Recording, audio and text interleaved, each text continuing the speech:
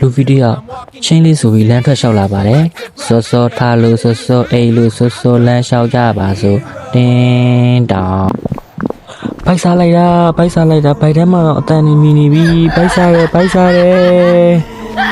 ဟိုရှိမှကိုဒိုင်းလူသားကြီးပါကိုဒိုင်းလူသားကြီးခဏလက်ထဲမှာကင်ထားအသားကင်လာဗျကျုပ်နည်းနည်းကျွေးစမ်းမအောင်ဗျကျုပ်ဘိုက်စားလို့ပါ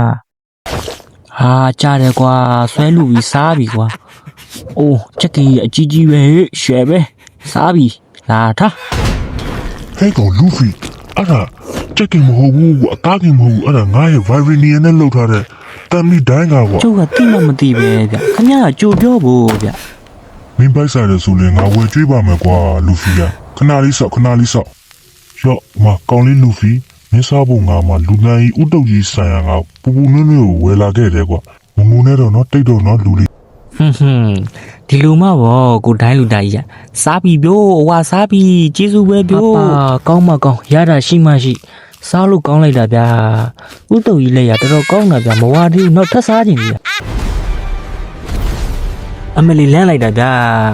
အိုင်ယွန်မန်နဲ့စပိုင်ဒါမန်တို့ရေကျုပ်စီကအသားကင်လာလူစားတာကျုပ်မကြွေးနိုင်ဘူးနော်ကျုပ်ဖတာကျုပ်တော့မဝါဘူးဖြစ်နေတာဟဲ့အောင်လူဖီမင်းကငါတို့အငံများမှတ်နေလားကွာဒေါင်းစားများမှတ်နေလားဟိုဘက်မှာမိစ္ဆာကြီးတကောင်တောင်းရမ်းနေတယ်ဆိုလို့ကွာကျွန်တော်ကစတာပါဗျာဟိုဘက်မှာလားဒီဘက်မှာလားကျုပ်ကိုပြောစမ်းပါဗျာ